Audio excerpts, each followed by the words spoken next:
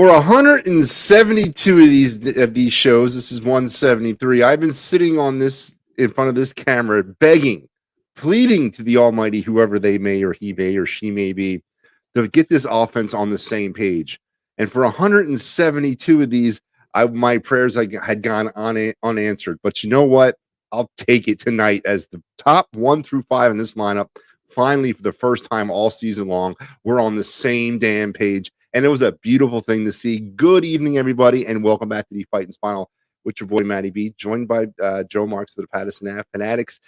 And here we are on the precipice of a return to the World Series in result of a 10-6 Phillies victory tonight against the San Diego Padres down there at the bank to take a stranglehold 3-1 lead in the NLCS. And Joe, the first question I want to present to you before I kind of go after the 1 through 5 lineup, or one through 5 in our lineup. Bailey Falter, do we escort him across state lines tonight, or do we wait until the end of the postseason? We can wait to the end of the postseason. Let's just keep. He can be the water boy, the towel boy, the bat boy. He can just stay in the shadows. He doesn't have to say anything. He's just that guy in the corner now.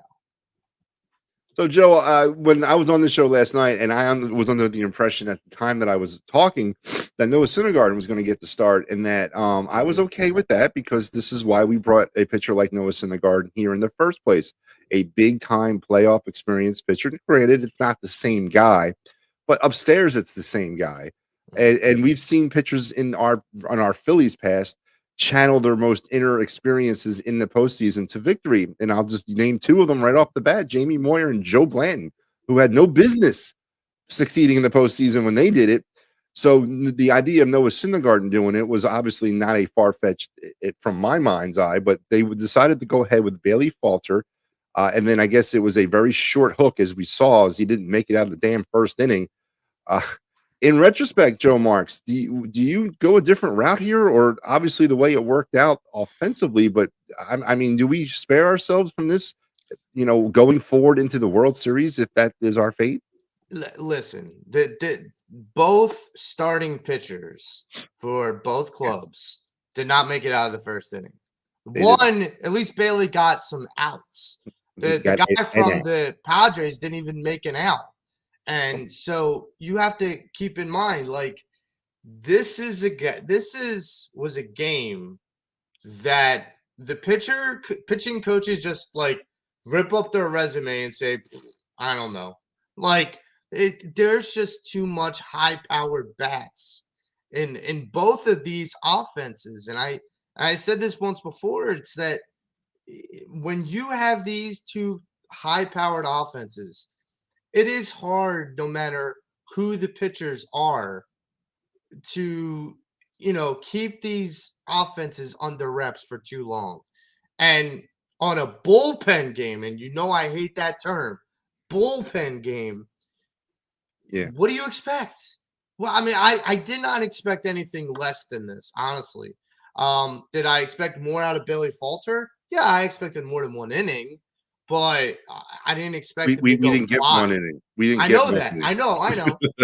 But I expected more than 1 inning. I expected him to get past the first inning. And when he got rocked, I was like, ugh. Then I started to go, maybe we should have started Noah Syndergaard.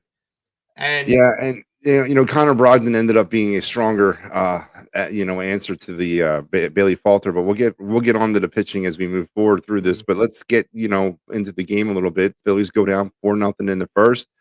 Joe Marks, were you pressing the panic buttons tonight, or did you say, well, we got 9 at bats left, so we can kind of 4 runs we've seen are not much in this series?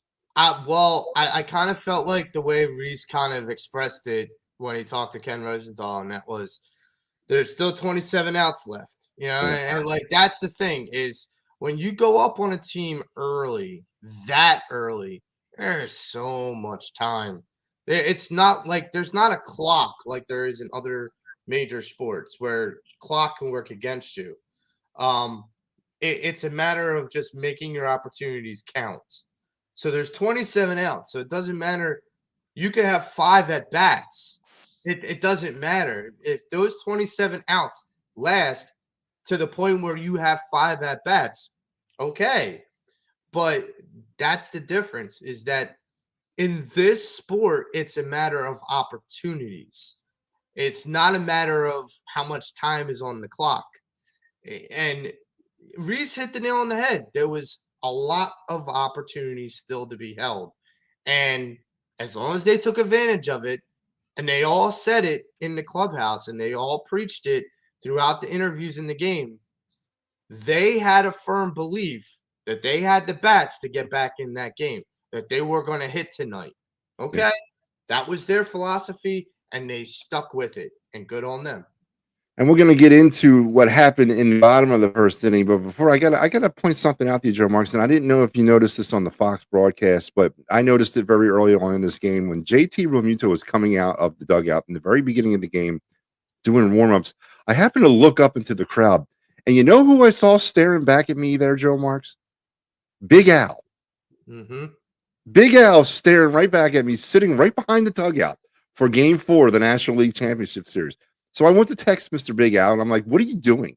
Why are you in those seats? Are you like, are you just hoping to God that that person doesn't show up tonight?" No, Al got himself a hold of some cherry tickets tonight, right behind the dugout. Obviously a lifetime memory there that I would have killed for. I So think a lot of us would have. And, good on Al because he works really, really hard. But I will tell you this, Al, you better have made some connections while you're that close, friend. I'm just saying.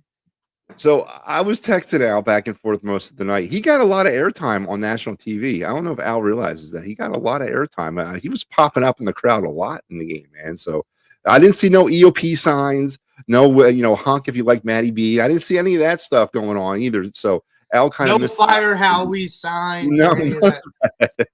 That's why you need to bring me along next time. So, but I hope you had a good time, Al. Alan, if you're listening, please, give us some on the ground type of reporting for us to. Yeah, get an interview with Bryce Harper. I mean, you're right there. It's hook a brother all right, up. Joe.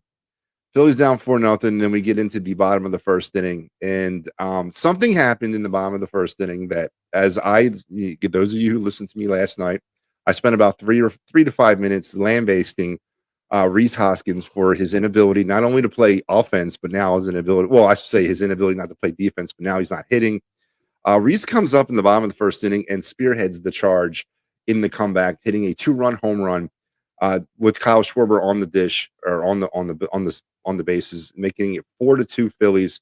And I'm gonna go over the line, but before I go over the line, like I said at the top of the show, Joe, I've been crying for 6+ months to get this offense on the same page, and tonight, for the first time in 6 months, and hey, this is a great time to do it, and this is when I want them to do it. But listen to this: the 1 through 5 hitters in the lineup tonight. They were 18 at bats, 9 hits, 10 runs, 4 home runs, and 9 RBIs between the 5 of them. The most well-rounded game I've seen from 1 through 5 all season long. Would you not agree to that statement? Without going into any specific details, as we will later on about individual performances. I will say this, and to sum it up, this is what we paid for. Yeah. This is what these people, the A team, if you will, this is what they are been brought here to do. This is why that lineup is just hell for any pitcher. That's what we've always wanted.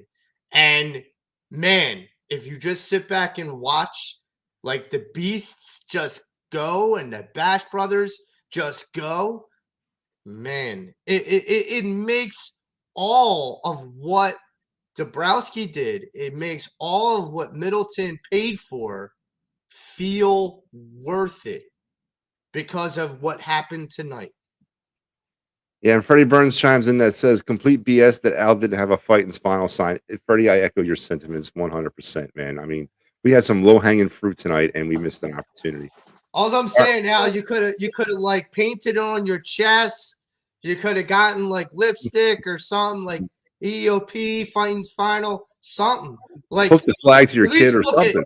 At least book an interview. I mean, on Ken Rosenthal's in the dugout. Why can't Al Zafiri be in the dugout? Yeah, just put his Come on. creds on and go downstairs. You know, do what you got to Exactly. do. Yeah, I agree. Well, anyway, the Phillies are battled their way back to a 4-2. Put up 2 runs in the first inning, chasing Mike Clevenger, who, as you've already alluded to, did not even record an out. This is the second very, I guess, concerning start that he's had in the postseason. He only lasted about 5 innings against the Dodgers, or he lasted 3 innings against the Dodgers and gave up 5 earned runs in those innings. I was concerned about this game tonight because of the pitching matchup, because of the fact that we were going with a bullpen, a known bullpen game in the National League Championship Series against against Mike Clevenger, who's not, he's not Nolan Ryan, but he's like their Zach Eflin, in my opinion. And obviously it worked out well for us. I But hope next year we do away with the damn terminology bullpen game. If yeah, I we're don't think doing away with the zombie runner, can we do away with the bullpen game? It's BS. I don't think so, Joe. I think it's here to stay. So let's get into the line because we're starting to kind of talk about the game. So let's go over this thing in detail. The Padres would finish with 6 runs on 8 hits. The Phillies 10 runs on 11 hits. Neither team committed any errors. As we mentioned, let's get into the scoring. Manny Machado would get on top of Bailey Falter right off the bat with a home run to deep left center. Really quieting down the bank, which was very, very, very bad. And then Brandon Drury would keep the party going when he would double in Josh Bell and Jay Cronenworth to make it 3-0. And then Kim would knock in Brandon Drury to make it 4-0. Of course, Bailey Falter was not around to see that run score as he was chased at that point. In the bottom of the first, I mentioned Rhys Hoskins with the 2-run shot, scoring Kyle Schwarber, making it 4-2. And then Bryce Harper would get in on it to double in JT to make it 4-3. And that was your score at the end of the first, heading into the bottom of the fourth. Now, before I get in more on the line, Joe Marks, Connor Brogdon was inserted for Bailey Falter. Things were kind of, a little bit turbulent. 7 runs scored by these two teams in 1 inning. What was your overall wishes for Connor Brogdon? I was hoping that he just wouldn't let this thing get away from him. I wasn't expecting him to lock it down, which is what he did in my estimates. What was your expectations of Brogdon? Well, I mean, I didn't expect them to put him in that early, considering he's more of a middle relief or short relief kind of pitcher. I didn't really know how long they were going to stretch him. I was kind of on the same page as you. I'm like, okay, just don't let this continue to snowball. Yeah. And when the second inning happened and he was able to lock it down and settle down the game, it felt like the Phillies pitching started to regain a little bit more composure and control over the game, despite them still being down. It just felt different. And it just felt like, okay, everyone relax. Everyone take a deep breath and release. We are still early in this game. I mean, I want to just say I DVR'd the game and try and catch up because I hate commercials. But the first inning took 1 hour to get through. Yeah.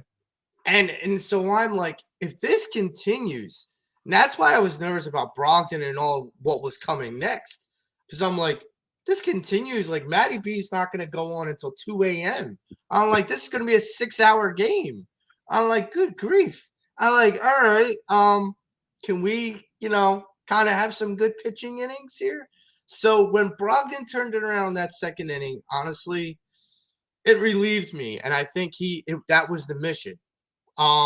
It surprised me it was him versus someone like pulling the trigger on a center guard that early, or I thought that they would either save Eflin or Robertson for towards the end of the game because I knew they weren't going to try to use Alvarado or Dominguez. But I mean, I was like, just please don't put in Gibson. Just leave Gibson. I mean, if Bailey Falter and Gibson want to hand out water to the rest of the players for the rest of the postseason, that's fine by me. Yeah, I listen. I honestly thought it was going to be Gibson. I thought that's who they were going to put in for Falter because he was the he's a starter. I mean, we needed him to eat innings. We needed a guy in there that knows how to pitch through the early innings. allegedly. And I thought Kyle Gibson was your man, but thankfully it was not. And so Brogdon and Nick Martinez on the Padres side of things did shut things down for a couple of innings, but then the Phillies would get things rolling again in the fourth when they would tie things up. Bryson Stott would knock in Nick Castellanos to make it 4-4. And then Soto would put the Padres back in the lead in the top of the fifth. He would homer a 2-run shot to make it 6-4. Joe, we're going to dish out some interesting comments on Bailey Falter, but I think Brad Hand needs to accompany Mr. Falter out of the state line come the end of the offseason. Can we just ship him out now? Can we he doesn't need. Drive I would him rather to the see state Kyle line? Gibson than Brad Hand. Would you rather see Kyle Gibson than Brad Hand? Yes. Yes. I think he's cooked. Yeah. And he's a liability. The way that I called him on the group text, the hand job needs to leave the building. Yeah. And that's the way it feels, because it doesn't feel like he has any control of his pitches anymore. It doesn't feel like he has any confidence in where he throws the ball and how well he can control the game. He got the first two batters out, and I'm like, okay. And then he fell apart, and I'm like, what the hell happened? I'm like, dude, you were fine. And then all of a sudden, we talk about certain relievers once they hit like 30 or 40 pitches, like 25 to 35 pitches, that you worry about fatigue and arm and like their arm slot and their control and placement, like a Dominguez and Alvarado. Brad Hand, I think, loses it after 15 pitches. Like, I just don't think he has it anymore. And I think his contract's up at the end of the year. Thank God. Yeah, it was a 1-year deal. Him and Gibson can go bye-bye, and we can put that money to better use. Because it's not a good use for them. But I want to hit on one thing though, because you mentioned about Bryson Stott tying the game up. Is it being talked about enough about how well this kid is playing for the short amount of time he's been up in the MLB? No, I don't think it has, and he has definitely showed up in a big way. And I keep on thinking, if it hadn't been for the firing of Joe Girardi, is Bryson Stott even on this team? No. In the postseason, if they even made it to the postseason, you know what I'm saying? It's because Didi Gregorius would still be on the team. That's a good point. And that's the problem, is that when Rob Thompson came in, him and Dabrowski said, okay, we're going to run the team this way. However you see fit is the direction where we're going to go. You got to understand, Gregorius was making some change. Like, he wasn't making nothing. And Dabrowski's like, yeah, we're done with you. And that was it. And if that move isn't done, Bryson Stott isn't put in this position. We are dealing with Gregorius chants, or the Gregorius BIG song that's being played at Citizens Bank Ballpark, and an 0 for 4, 0 for 3, 0 for 16, whatever it was. The guy didn't home run pretty much the whole season. And Bryson Stott, in the limited amount of time that the limited amount of opportunities he's been given, this kid has come out like gangbusters, both in the field and at bat. And when you get high praise from a guy like John Smoltz, who has seen one of the better shortstops and better infielders within Chipper Jones, God, when he can sit there and like give you high praise, dude, you need to take that and carry that with you, because that is enormous. Yeah, it is. It definitely is. And one more note about Brad Hand before we move off of the handyman. You know who the pitcher who got the win was tonight? Was it Syndergaard? No, it was Brad Hand. Brad Hand gets the win. That thieving bastard. That thieving bastard. He Bad hands he get he didn't smeared. even he doesn't even deserve a win. No, He doesn't even. Can we like strike that from the record? Because he He doesn't got the deserve win. that. He got the win. Anyway, so let's get back to the line. 6-4 now. Padres moving into the bottom of the fifth. But then our fate would turn for the better as the Phillies would go off in the bottom of the fifth inning for 4 runs, highlighted by home runs by another home run by Rhys Hoskins, another 2-run shot, his second of the night, making it 6-6. Then Bryce Harper, who is my consensus NLCS MVP, and if he doesn't win it, it's a sham.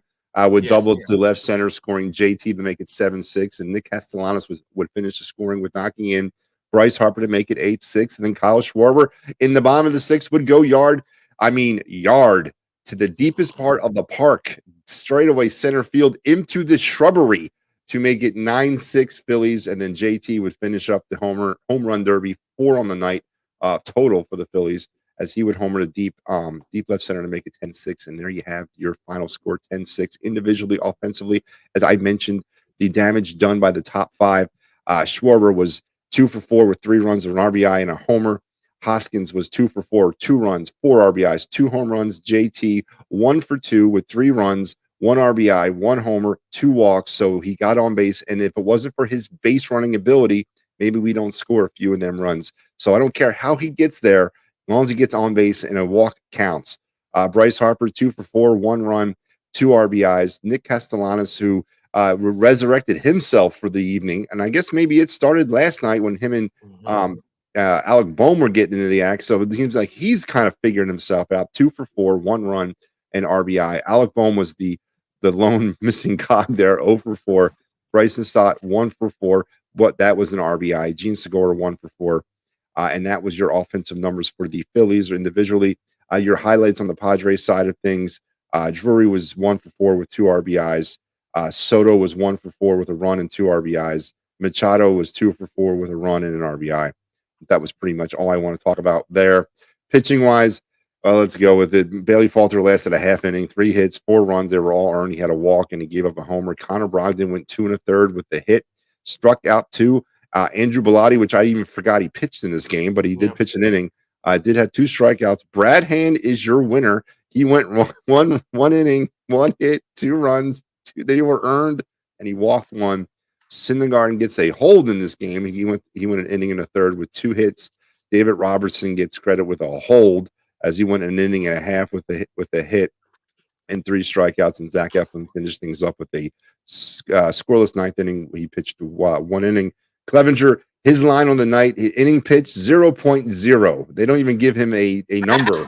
0.0 was his, and 3 hits, 3 runs. They were earned, and a walk and a homer. Martinez, Menesa, Garcia, Wilson, and Morejon would finish up the pitching duties for the San Diego Padres. And there Did you just call the man a moron? Is it pronounced Morejon? I don't know. I'm trying to figure them out. That's how you called him a moron.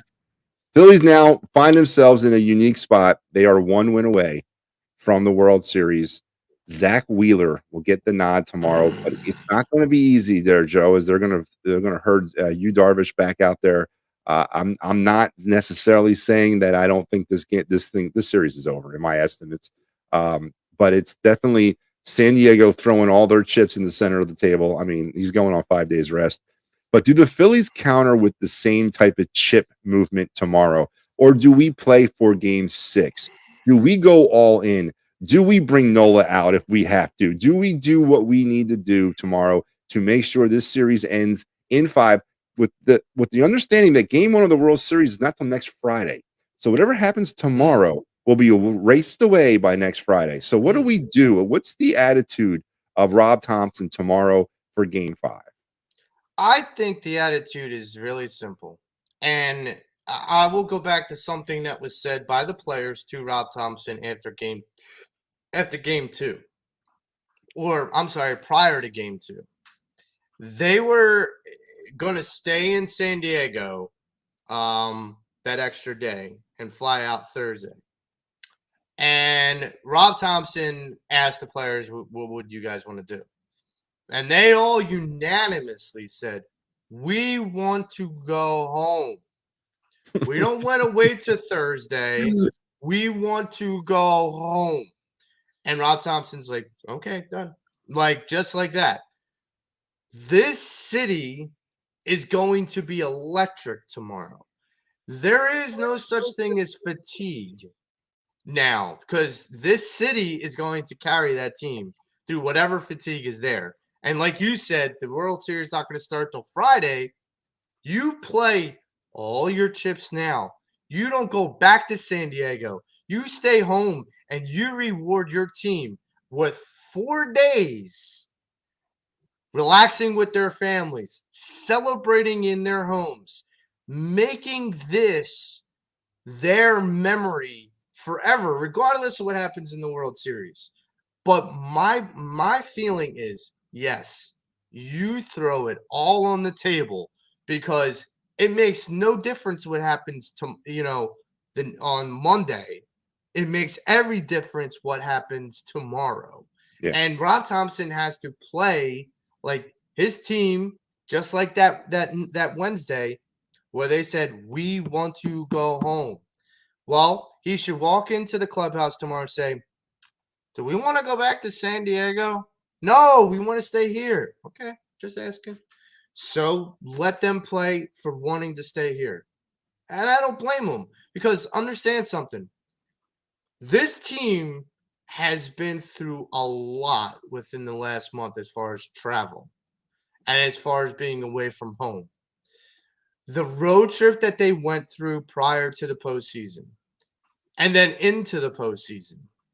Then they get home in the NLDS, and then they have to go back and forth now with San Diego, which is tough. And now the possibilities of having to possibly, if we get to the World Series, possibly having to go back and forth from here in Houston. So let them stay here. Let them enjoy this. Let them revel in it.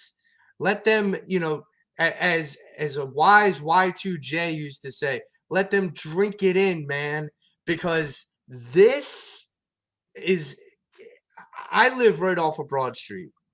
And I said to my wife, I'm actually grateful that they're going to have a day game tomorrow because I'm going to bring my little girl out on Broad Street when they win tomorrow and they go to World Series and everybody goes bonkers. And I want her to witness what Philadelphia celebrating looks like. Yeah. And that's special.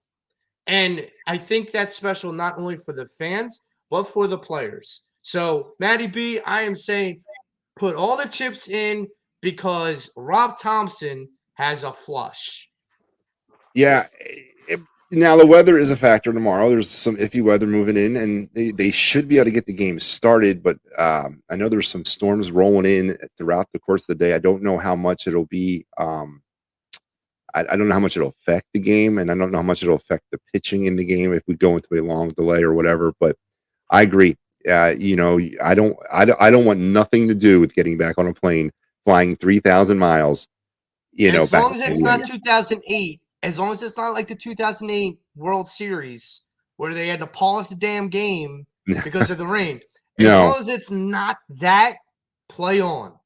Now, with the fact that the World Series starts on Friday, there is some wiggle room there. They could potentially rain the game out, play it Monday in Philadelphia, and then Tuesday and Wednesday, if necessary, back in San Diego. So there is some wiggle room there. So I'd actually be okay with the game being canceled.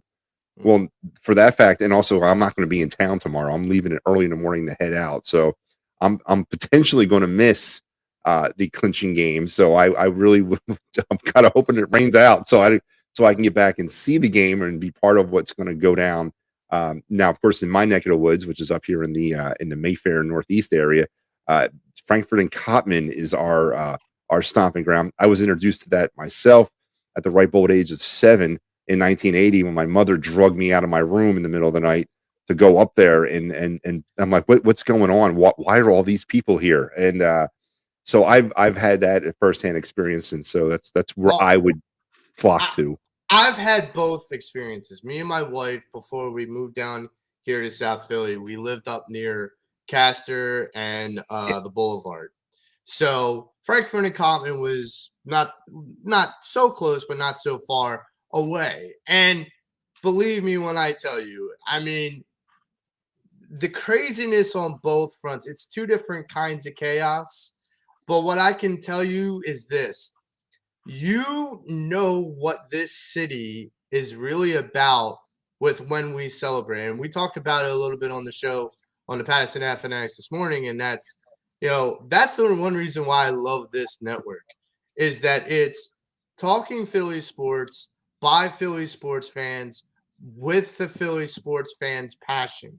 It's not a bunch of guys from all over the country that are getting paid to sit down and talk very linearly about the sports teams that they're covering. No, this is you were raised through this. Yeah. You were raised through the trenches and you were raised through the good times and the bad. Your passion and your debate and just the information you bring to the table, energy you bring to the table, and everybody in this network, it's because we've gone through all that. That's real. It cannot be paid, scripted, none of that. And that's the difference between our network and many other networks out there. I 100% agree. And Joe Hale asked me who gets home field advantage in the World Series. Well, Joe, it used to be the World Series, not the All-Star game. They did away with that. That's been out for a couple of years now. Now it's the team with the best winning percentage that's left, which of course is hands down going to be the Astros. Yes. So they will get home field advantage in the World Series. I think it's the same format though. I think it's 1, 2, 3, 4, 5, 6, 7. I believe it's a home 1, 2, home 3, 4, 5, home 6, 7. I believe it's the same thing. So we'll get 3 home games hopefully in the World Series.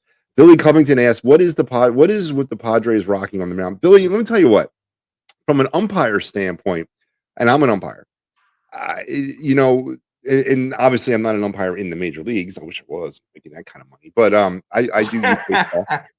And the problem with a lot of things in the major leagues is that these kids emulate what they see and they start doing that stuff too. The rocking is annoying. It's very annoying. I don't know. It's annoying. But it's legal unless there's runners on base. Then it's not legal. Then it's a balk, and that is what the rule states now. I know in Major League Baseball they don't necessarily call it that way, but in youth baseball and by the rules, if you're rocking or doing anything with runners on base that could potentially deceive the runner, that is a balk. So the rocking, to me, I believe it's just an idiosyncrasy. It's just part of their routine, part of the way they go about things, and it's perfectly legal when there's nobody on base. There was a guy that played. He's now in the minor league system for the Toronto Blue Jays, but he played for the Newman Goretti baseball team, and he was a pitcher. And I stay in contact with the coach there, who's actually the brother-in-law to the Toronto Blue Jays manager. So the interesting thing is that this kid, he does the same thing. He rocks. And John Smoltz said this on the commentary. He said, it looks like he's dancing before he's pitching. Yep. And they couldn't understand why he was doing that. And even when Ken Rosenfeld was interviewing him, he was kind of rocking still. And he's like, he's just dancing with music going on in his head.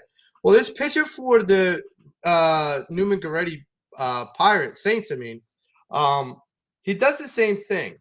He does not get called for the balk. However, I asked the coach because I had watched one of the games on YouTube. They post them on YouTube, and the coach says the reason why he does it is ever since he did like Little League, he was doing it because the way they used to warm up is with music playing in the background. And he used to time throwing his pitches to the beat of the music. And I said, but when you're not when you're in a quiet stadium, how do you figure out on doing that? He's like, well, I don't know, but he's like, maybe he's got a song in his head or something, and he's just working with that beat or something. Yeah. So I don't know. Maybe it has to do with rhythm for a Routine. pitcher, Yeah. right? And so like it's 1, 2, 3 pitch. I don't know. I'm an ex drummer. I would never be a pitcher, just because I have shaky hands. So I don't know if I could ever like really throw a straight fastball.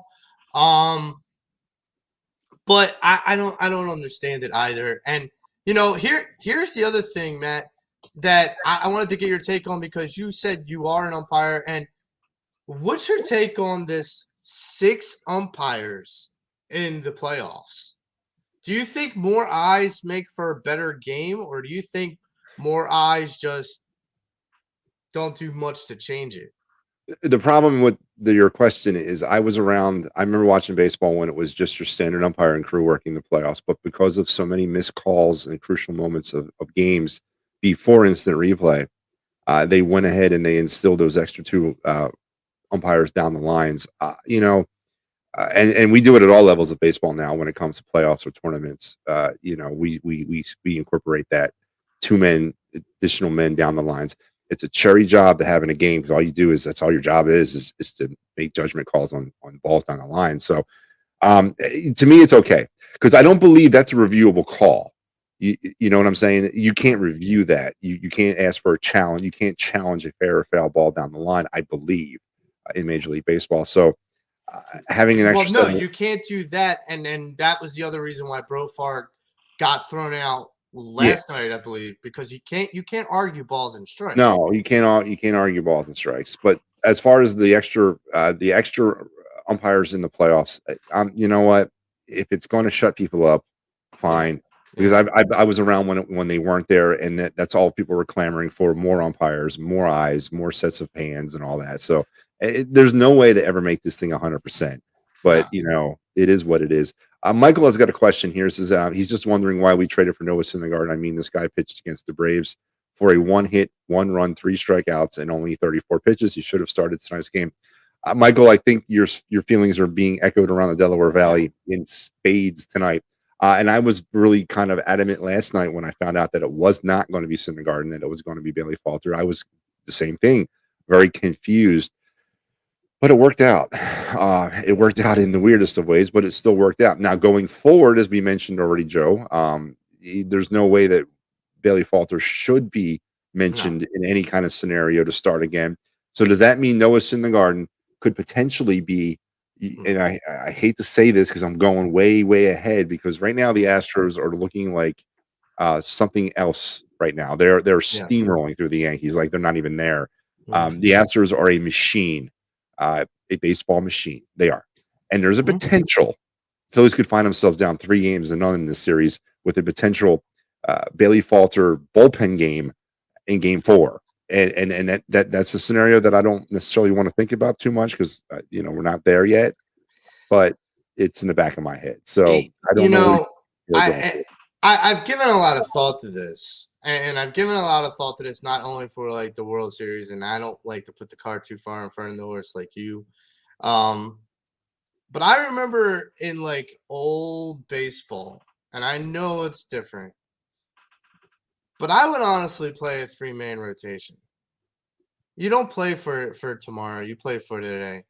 I would do 3-man rotation, Wheeler, Nola, and Ranger, and then have Syndergaard and Eflin and maybe even Bailey coming out of the bullpen, as long as it's a safe situation. Not save, safe Like a ten situation. six lead in the ninth, that kind of thing. No, like 6 read, yeah, exactly. So, or if we're getting smoked by the Astros, instead of putting a position player in, just put Bailey Falter in, and follow it by Brad Hand and stuff, because we don't want to waste our arms. But I am just, I know people are gonna like rip into me and go, how? Why would you do that? Back in the day, it wasn't so rare to have guys on 4 days rest go again after 4 days rest. It's not absurd. It's not unheard of. And I just think if it's for the championship, you have to you can't mess around. There's no bullpen game in the World Series. And God, if there is a God on this planet that is a baseball fan, you do not make a bullpen game for the World Series. Babe Ruth and Nolan Ryan and all these other guys, all these champions of the game, please stop. Don't do that. Make it a 3-man rotation and let the best team win. I don't care. Like, my feeling is Wheeler is going to go 6 innings. Aaron is going to go a minimum 6. Every one of them is going to go a minimum of 6 innings. You're telling me if they got under 100 pitches, they can't go 1 day shorter than normal if it's the last start they have in the whole season? Come on. Let's be real. I agree with you, but it's not the way they look at it anymore. It's a weird animal. Chris says potential World Series storylines. Phillies looking for third World Series title since 2008. Astros looking to get redemption World Series title since being stripped of it in 17. Yeah, I guess that could be a storyline. I heard a different one. I heard the MLB American Darlings, Philadelphia Phillies, hope to rip away the cheaters' gold from the Astros in the World Series because MLB wants a heartwarming story. They don't want the Astros to that they still haven't really. MLB really still hasn't gotten over what they've done. You know, they don't like when other teams get over on them. And so for me, it's a matter. And then you got to think MLB wants to pump up the Phillies, especially for the next couple of years. Because remember, the All-Star game is going to be here in a couple of years, and it's a pretty big deal. And I just think that MLB wants to make the Philadelphia Phillies their darlings. This is why I am not ready to say if we make the World Series, which I'm a firm believer we will at this point.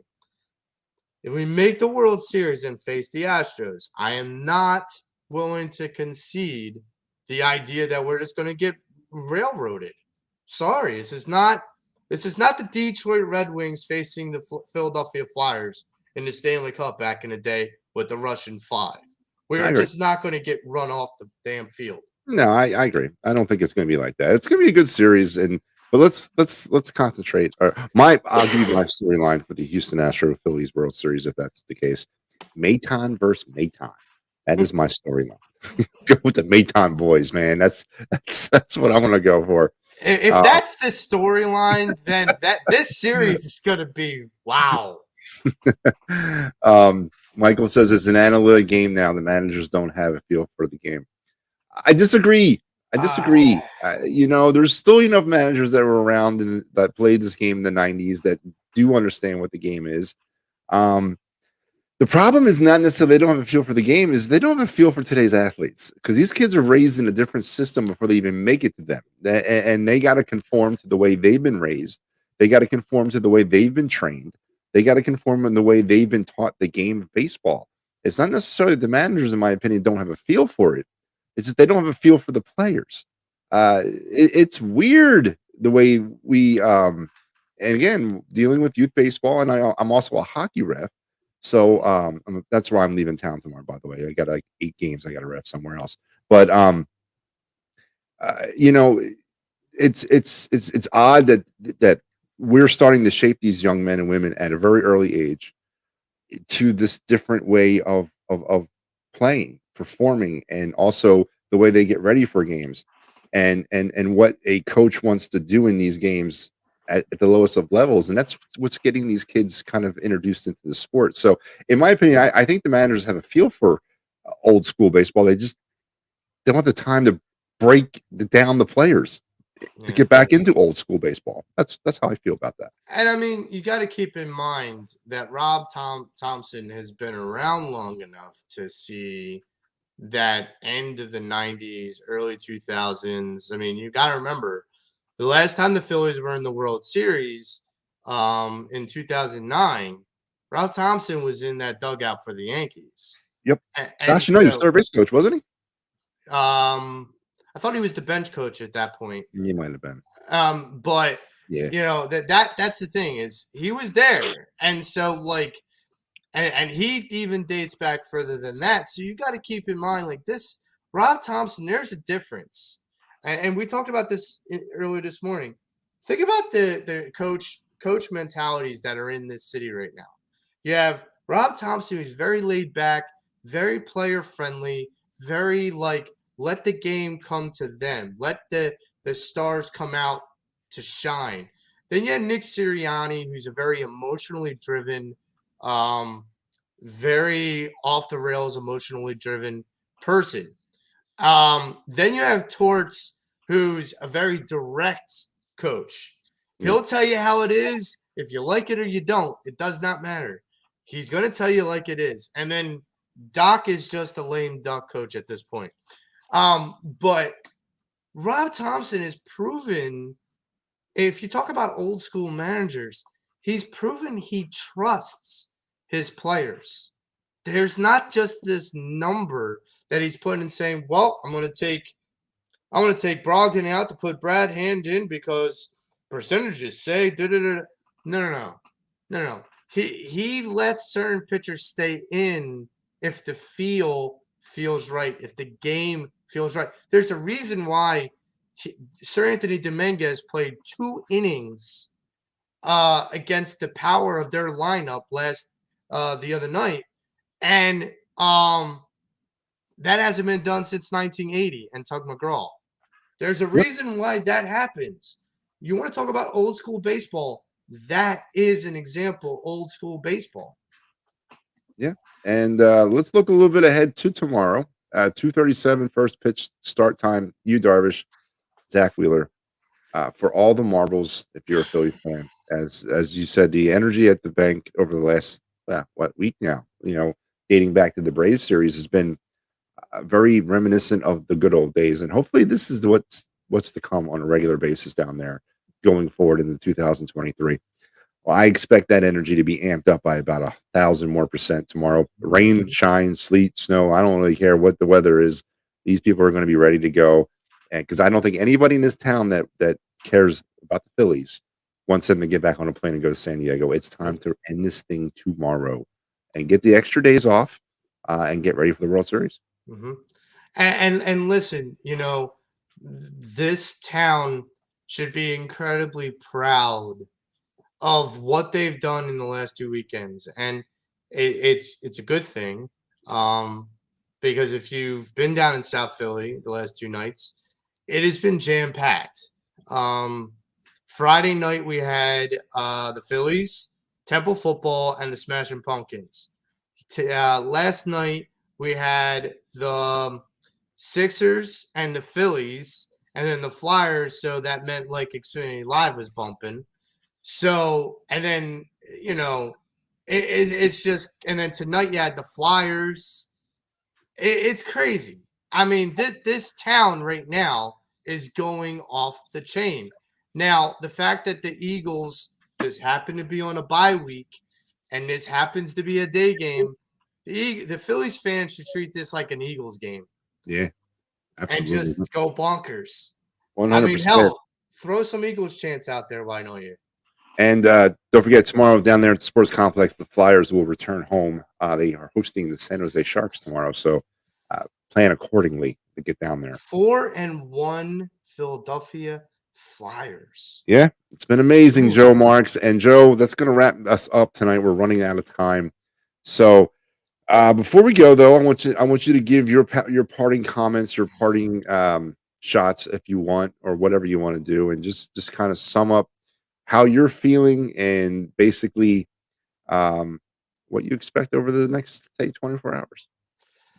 I am excited and elated that were here.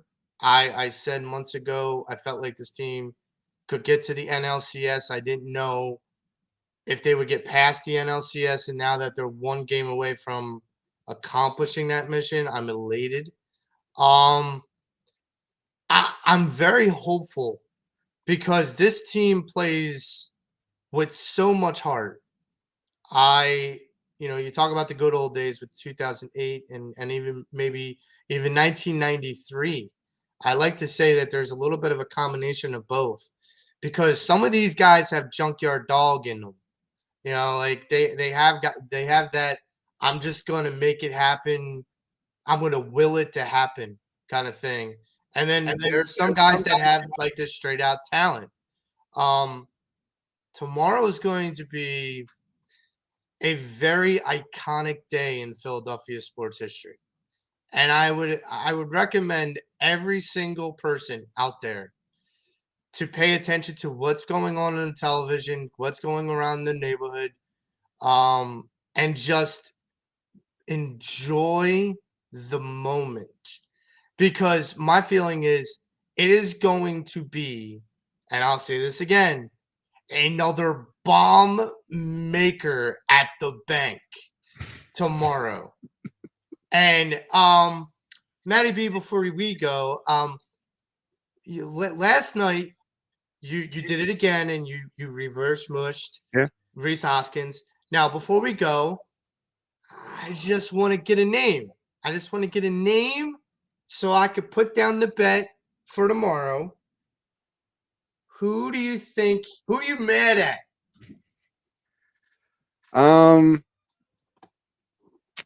See, unfortunately, the way things are right now, I can't talk about it. I can't talk about Nick anymore. I can't talk about any of them. Any of the usual suspects. I got to leave alone because they're all doing what they're supposed to do. I guess if there was one person out there that I kind of would like to see step it up, um, I guess Brandon Marsh. How's that? We'll go Brandon Marsh. Okay. You see some more power down there at that number 9 spot. Let's get it from an unusual spot.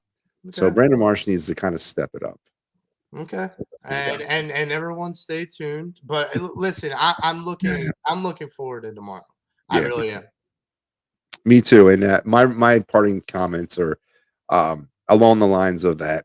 As I said at the top of this show, 172 of these shows, I've been begging for the offense to figure themselves out all at the same time. We've had one guy doing it, 3 guys not doing it, 2 guys doing it, 3 guys not doing it. We just haven't been able to get everybody on the same page. And over the last 3 week, maybe 10 days, we started to see it all start to kind of come together. And then Reese Hoskins and Nick Castellanos are the 2 missing pieces to that puzzle, and they're starting to step it up. And obviously, Reese in a big way tonight.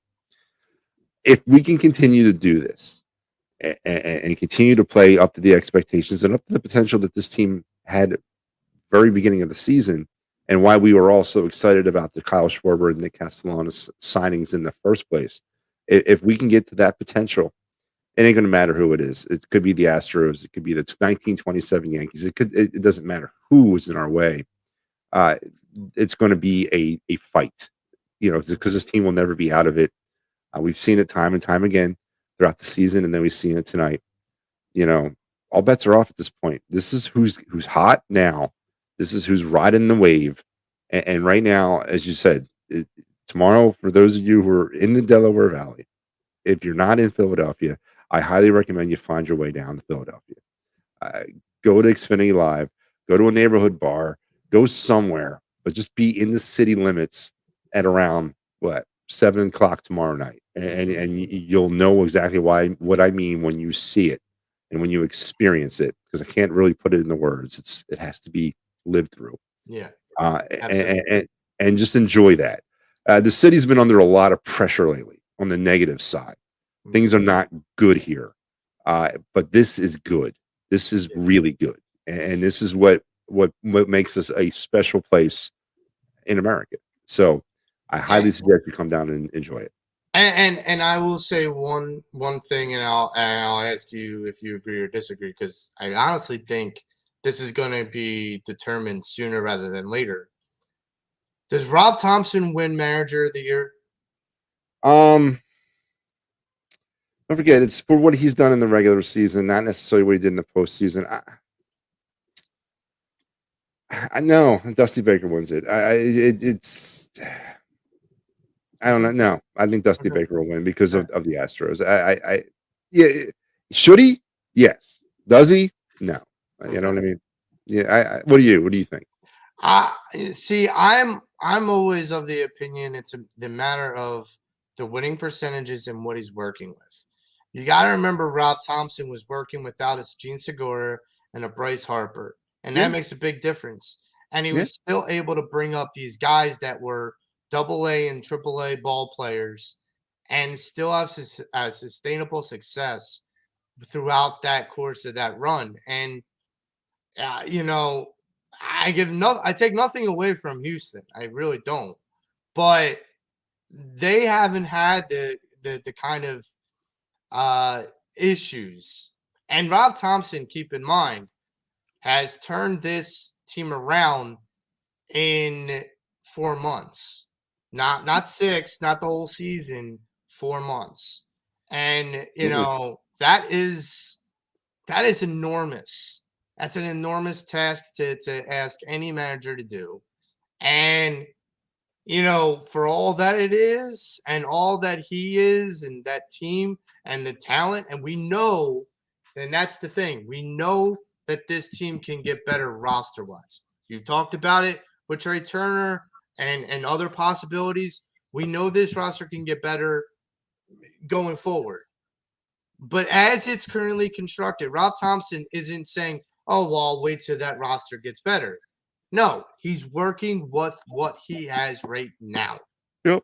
And you have to kind of tip your cap to that. And I think that's going to have to come into the debate a lot, like working with what he had versus what Dusty Baker had.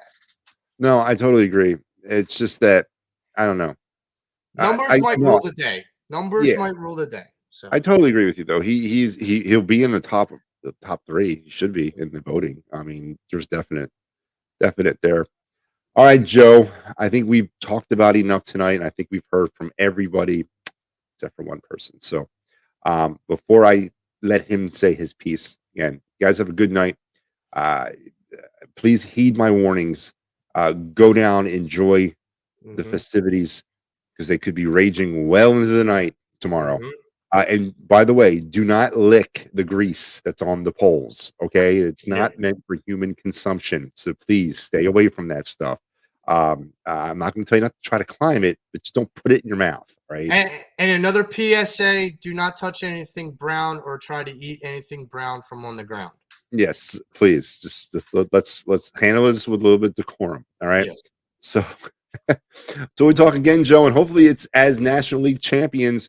I'm going to say goodbye, and one more thing, Harry the K, what you got? He has high hopes. He has high hopes. He has high apple pie in the sky.